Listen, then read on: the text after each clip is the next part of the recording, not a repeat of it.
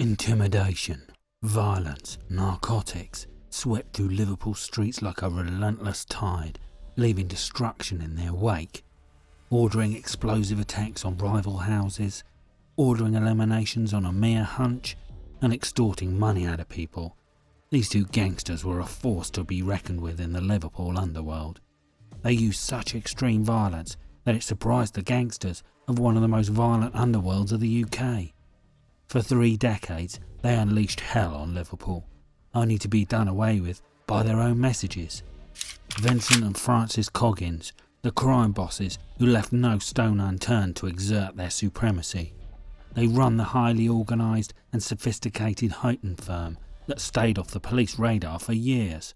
Huyton Firm, hiding in plain sight. For many, the name Huyton Firm became synonymous with fear and violence, a shadowy presence that loomed large over Merseyside for decades. Their reign was so complete that even whispering the names of Vincent and Francis Coggins sent chills down the spines of those who knew what they were capable of. This brutal organised crime group terrorised Merseyside for around 30 years, operated by 2 secretive brothers and named after the Merseyside area where it was based. For a long time, even mentioning the brothers' names was forbidden due to ongoing trials. Vincent and Francis Coggins ran a tight ship, flooding the town with narcotics and violence. Nobody dared to cross them, and for a significant period, the police couldn't lay a hand on them. Imagine the confidence, the arrogance that must have come with feeling untouchable. And yet, the organised crime group was brought down by its own text messages. Detectives can see the messages the crime group are sending each other. One asks about the grip. That's the stolen cocaine.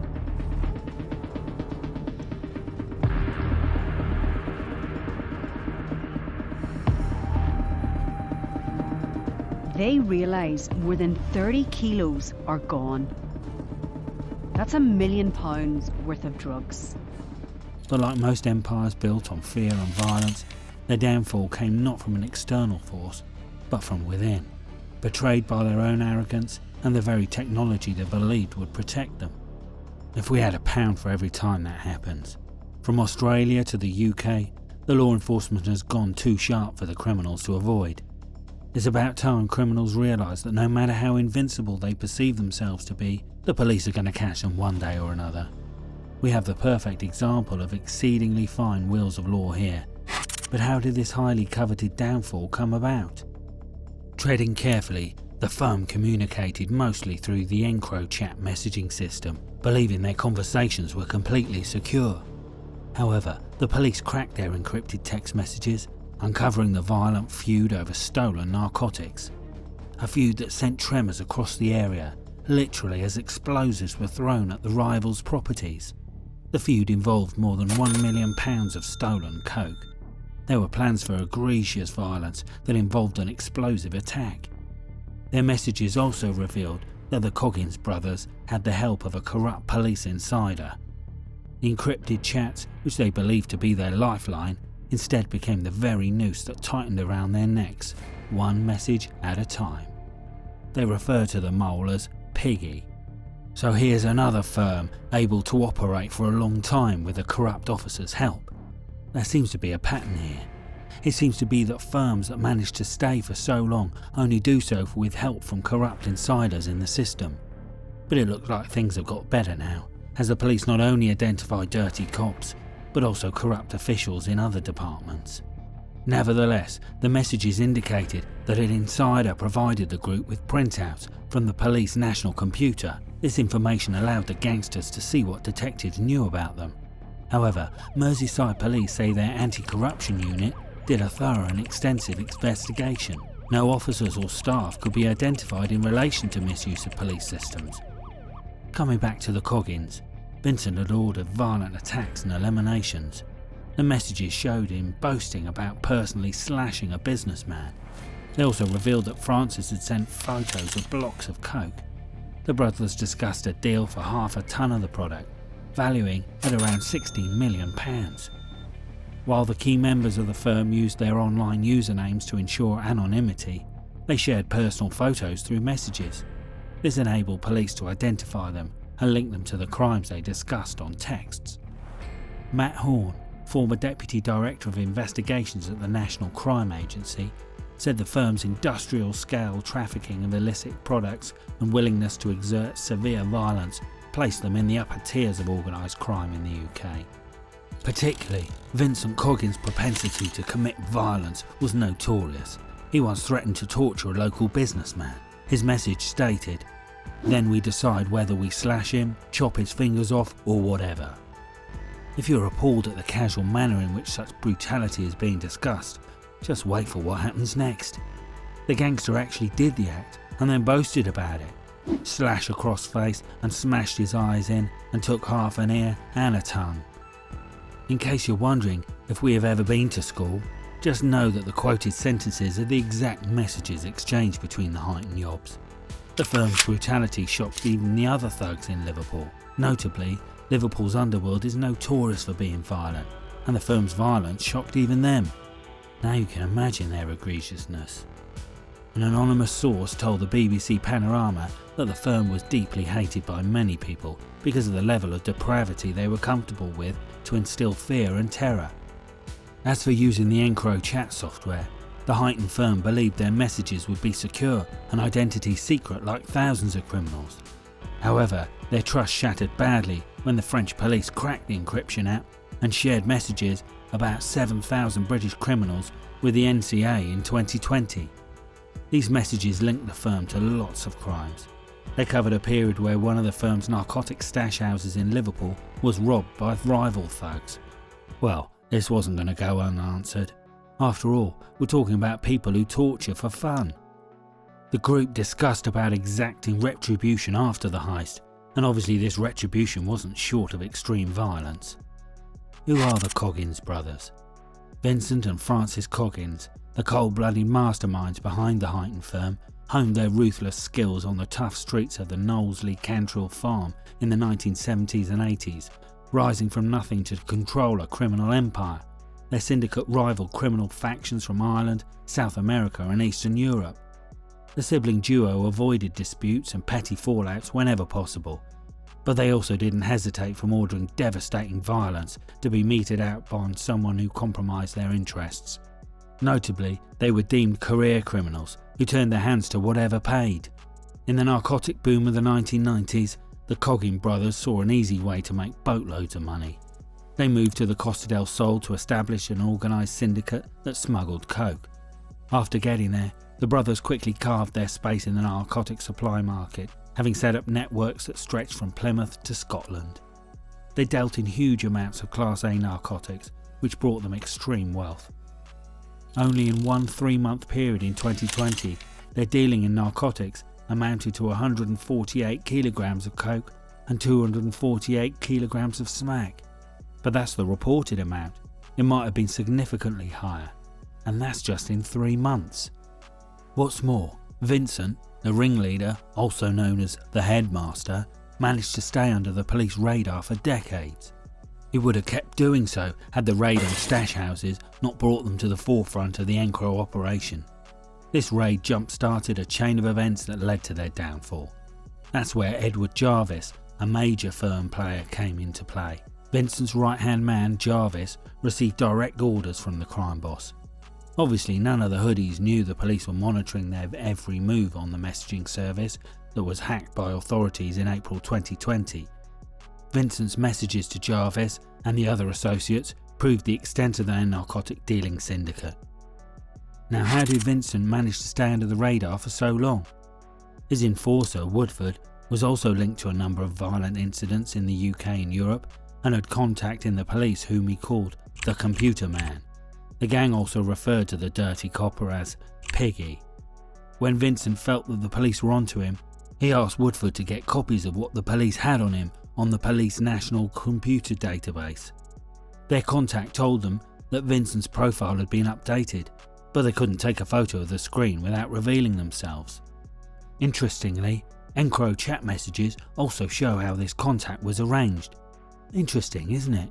It's like Encro chat was a window that opened right into the firm's actions and operations. Another Encro chat criminal, Michael Burns, using the handle $1 million, helped arrange this contact. Burns was a coke dealer who, according to his trial proceedings, dealt in misery and death. According to his EncroChat messages, he had coke coming out of his ears, even in the COVID lockdown. Burns amped up his coke dealings as he was reportedly drowning in thousands of pounds worth of debt after narcotics were lost on his watch. Notably, Burns got a council pass from his mother to deal narcotics without arousing suspicion. He boasted on EncroChat about the bulk of coke he had.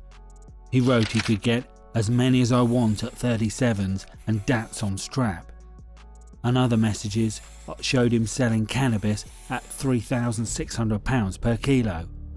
Coming to Coggins and Woodford, while it's not known who was helping them from the police, it's been established that the contact provided them with vital information that helped them stay off the police radar.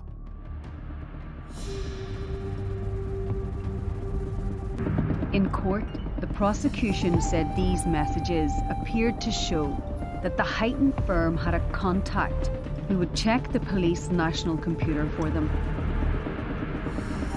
The gangsters called him Piggy.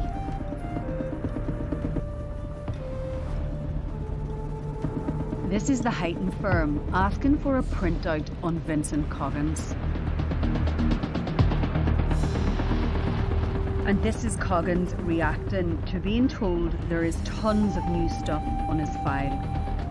However, according to Merseyside Police, their anti-corruption team thoroughly reviewed chats between $1 Million, Michael Burns, Soft Herb, Edward Jarvis, King Wasp, Paul Woodford, and Moonlit Board, Vincent Coggins. You got to give them credit for creativity with their usernames. An extensive search was conducted to identify any unauthorised access to information and the potential suspect, but no corruption was found. What do you think about this episode? Is the dirty copper too shrewd to be caught, or was there no such officer at all? The question arises, if there was no corrupt official, who were those criminals talking about? What's more, the firm didn't just have contacts in the police, they had multiple contacts at the port of Liverpool who helped them import their illicit cargo into the UK. Of course, without the inside help, some consignments were bound to be caught, especially when the port authorities everywhere have amped up their security these days. Nevertheless, the crime group referred to port workers watching containers to see if they caught the attention of the port agency authorities. Nevertheless, their links at the port enabled them to receive shipments from anywhere in the world. These uninterrupted supply routes were also a decisive force in the gang's international power and reputation. As for identifying the corrupt port workers, Liverpool Echo cited the investigating police officers while stating that no port workers were identified or investigated in the operation. The sun set on the Huyton Firm when police officers arrested several members. They did so right in time, as the members were on to hunting and executing people they thought to be responsible for their stash house robbery. This robbery was a seismic event which brought the firm down along with the group responsible for it. Coke heist brings the firm's downfall. Early one spring morning in May 2020, while the UK was still in the grip of the first COVID lockdown, a delivery van pulled up outside a West Derby house. The responders received a frantic call from a boy that he and his dad had been attacked by masked men with sharp weapons. Kenny Glynn, son of Paul Glynn, called the police saying, "These lads just came into the house and started injuring me dad, and there's blood everywhere." Paul Glynn was minding the property and didn't know until later that they had lost a lot more than blood. The attackers had stolen a bag containing £1 million worth of coke hidden under a pothole. Are you in dispute with anyone? Have you upset anyone lately, or has anybody got a bit of beef with you? Any information's better than nothing. Here is the CCTV of the incident, caught by a neighbour's camera. You can see the thugs coming out of the van.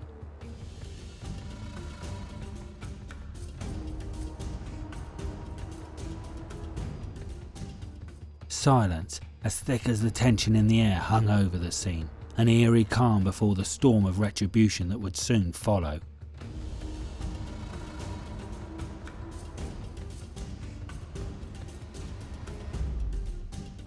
Then you see them running back to the van and driving off.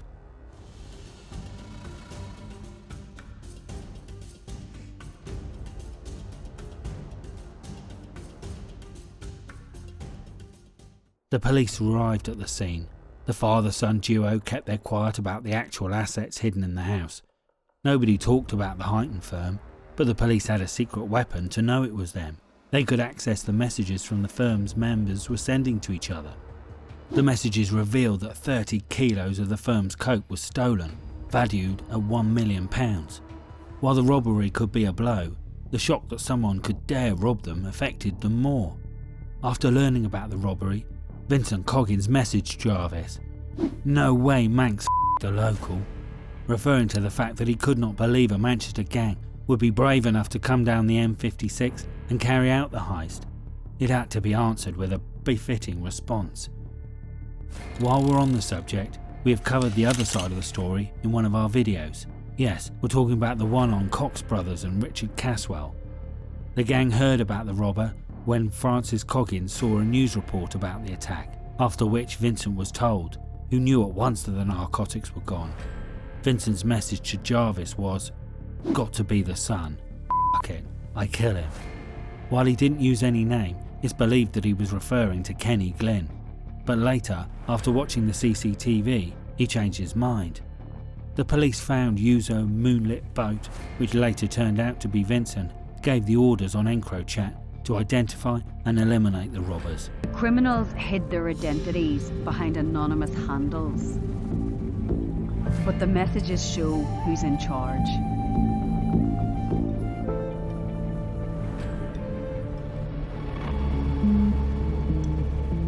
Moonlit Boat is the violent crime boss. Now, how did the police know this Moonlit Boat was Vincent? They found a photo that the hood had sent on EncroChat of his new coffee machine. The machine was identical to the one found in Coggins' home. The day after the coke heist, Vincent Coggins got his hands on CCTV of the incident from a neighbour's house. The footage showed 4 men pulling up in a van outside the stash house. 3 masked men got out of a van, while a 4th man carried a parcel entering under the pretense of a delivery. In just under 4 minutes, the unknown thugs escaped with the firm's coke. The firm's hitman, Thomas Cassman, obtained the video. He was later jailed for the unfortunate elimination of 9-year-old Olivia Pratt-Corbell. The child was caught in a gangland crossfire. Messages showed that a few days after the robbery, Vincent Coggins ordered one of his lieutenants to send the CCTV to everyone they knew. Within hours, they managed to identify some of the robbers. The same night, Coggins messaged his enforcer, Paul Woodford, telling him that he intended to use a pineapple to kill them. This was a veiled reference to an explosive. That's some weird code word for an explosive, right? But it's widely used as a reference to it. Nevertheless, Vincent had identified 4 suspects, 2 of whom were local narcotic dealers Brian Maxwell and his son Brian Maxwell Jr. Little did he know how mistaken he was. This revelation emerged when 4 different thugs were convicted of the robbery after their EncroChat conversation was intercepted by police. But the die was cast by then. Maxwell Sr. was threatened by the Huyton Firm when they presumed his involvement. He texted the firm saying he had a solution to save his family, which involved him alone paying the bill. He agreed to pay back £1.36 million to cover the stolen coke. He was paying this exorbitant amount for a crime he didn't even commit. That's how scared he was of Vincent Coggins. Vincent promised Maxwell Sr. that if his family would be safe if he paid up. But that wasn't the message he sent to his enforcer Paul Woodford. He wrote to the gangster, "I'll eliminate them in a few months when it's all calmed down. Very stressful week. Need a little break. Then I come back." Now we have to replace a certain word with elimination because YouTube wouldn't like us discussing too much violence. Woodford agreed to help take him out. Before they could execute their nefarious plans, both Vincent Coggins and Paul Woodford were arrested. Maxwell Sr. pled guilty to supplying narcotics and got sentenced to 13 years and 4 months. His son, Brian Jr., was jailed for 18 years after admitting weapon-related offences. Notably, the 32 convictions of the Huyton Firm were only part of the arrests made out of the EncroChat breakthrough. The list of convictions jacked up to 16,000 criminals in the UK. That was a major leap in the fight against organised crime. Nevertheless, Matt Horn, who led the NCA's investigation into EncroChat, remarked that the Huyton Firm's response to the coke heist showed that an OCG used the same sort of tactics and techniques that might be used by law enforcement, but with the goal of retribution, extreme violence and potentially elimination. He said that the EncroChat had turned out the game in the police's fight against organised crime. What's done is, it's opened up the world and shone a light onto it like never before, said Horn. For 30 years, a brutal crime group has brought horror to these streets. He was my last born. And I deserve justice for him, so does he. He never hurt anybody. Carrying out the most extreme violence. A family member was called to a meeting and Dickie Coggins said that he organised the hit. Now the gangsters are finally behind bars. In May 2024, over 30 gang members were jailed after their shebang was discovered by the police. At this point, a total of 32 serious criminals linked to the raid have been convicted. Crime boss Vincent was sentenced to 28 years for narcotics trafficking and blackmail.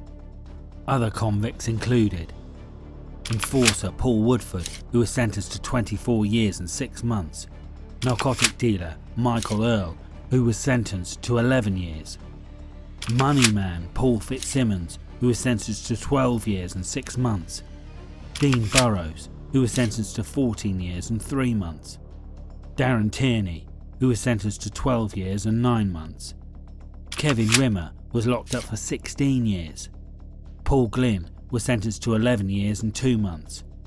Edward Jarvis was sentenced to 28 years. His trial ended later than the others.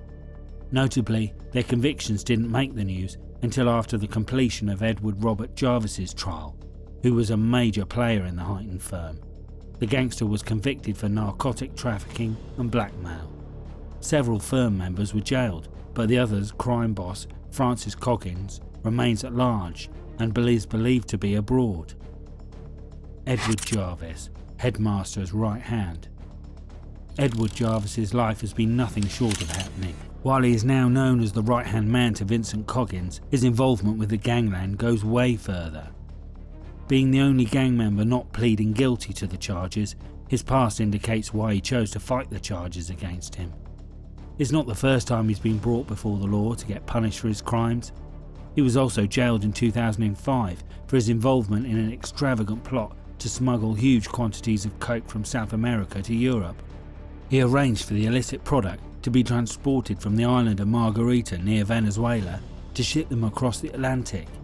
The centre of this operation was a yacht named the Pulse, purchased in the Greek island of Rhodes and registered as a British vessel under a false name. Jarvis had travelled to Margarita in March 2000 and stayed on a number of hotels under a false name. During his 2005 trial, prosecutors said several calls were made from his room to Colombia before he left the island. However, while the plot was brilliant, it was undone by customs and UK police who were keeping the yacht under surveillance. They raided the boat when a delivery was being made, seizing 600 kilos of coke. Jarvis was the organiser in this plot. Jarvis was also indicted in connection with the commission of narcotics offences in the Netherlands between 1997 and 1998. Living in a luxury gated estate in West Derby, which was home to various celebrities, the gangster was known to be an integral member of the Huyton Firm since its foundation.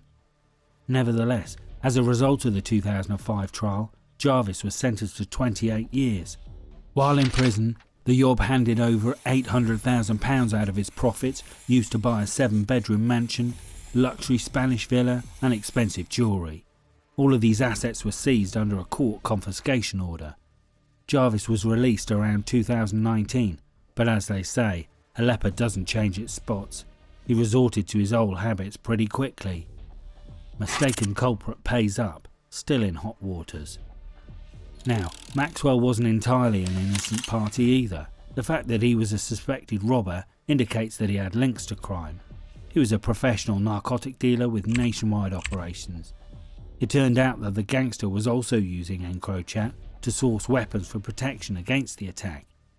Vincent Coggins was even presented with the evidence that Maxwell Jr. couldn't have committed the robbery because he'd been at home all day and was advised to leave it only the next day. There was even CCTV to corroborate this claim, but Vincent refused to accept the claim. He messaged an associate, "No mate, tonight, now got to be done, we don't mess around." Maxwell's got lucky when the delivery of the explosive to the attacker failed, which had delayed the assault for 1 day. After monitoring the messages, the police's first steps were to disrupt the Coggins' plan. They visited Brian Maxwell Jr.'s home and issued a threat to life notice, known as an Osman warning. Armed police also paid a visit to Vincent's address with a disruption notice not to engage in any criminal activity. Coggins wasn't the one to listen though. He continued the elimination planning, which involved Maxwell Jr. and other men he believed to be involved, Michael Eaves and Bosa Igbenovia.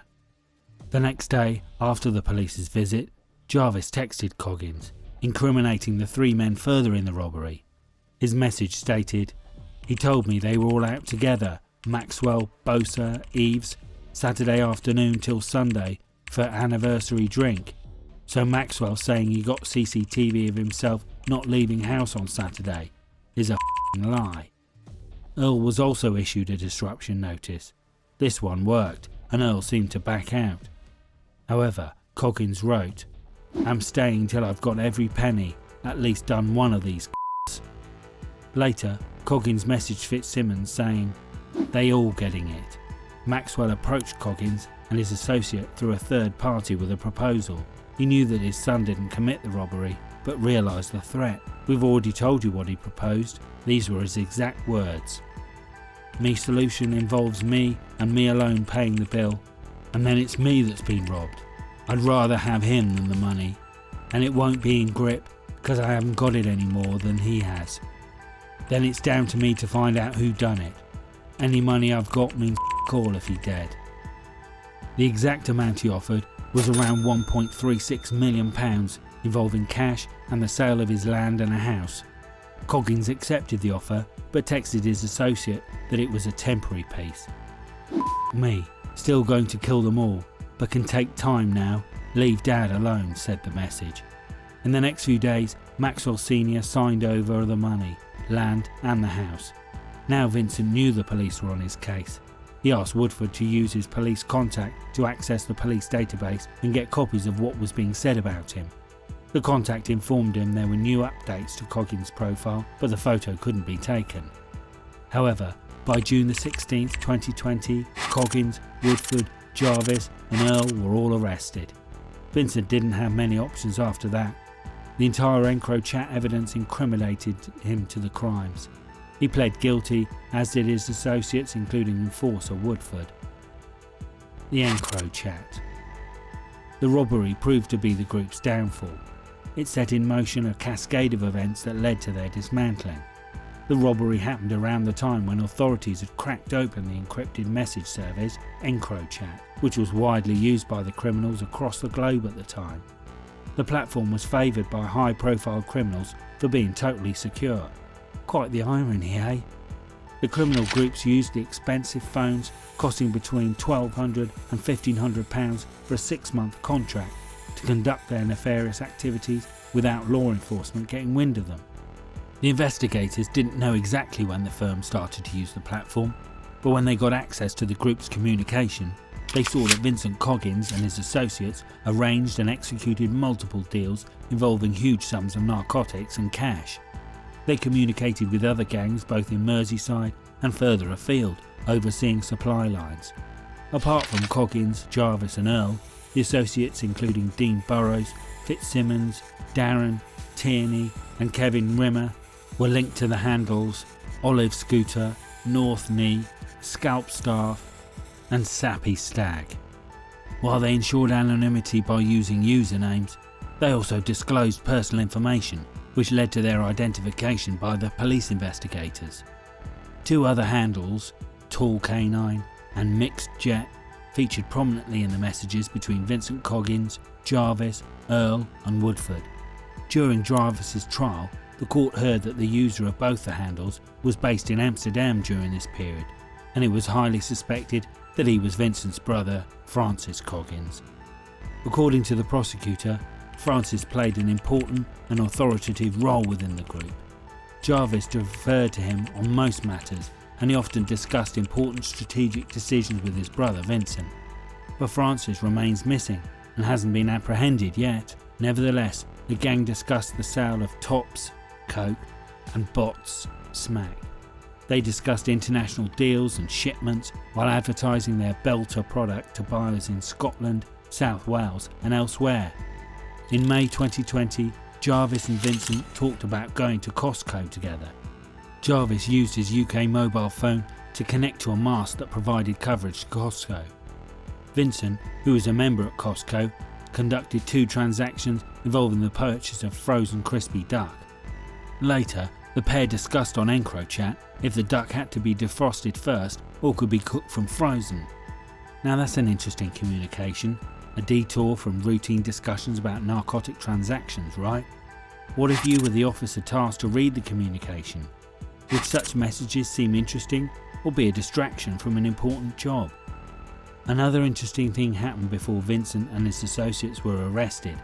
EncroChat administrators sent all users a message that the domain had been compromised and they could no longer guarantee the device's security. They also advised users to power off and physically dispose of their devices. Too little too late, don't you think? 3 days after this message, Coggins and the others were arrested by the police. The heist culprits get caught. Further examinations of the EncroChat networks helped investigators reach the real culprits behind the heist. It was Salford gangsters Jason and Craig Cox in collusion with Liverpool career criminal Richard Caswell.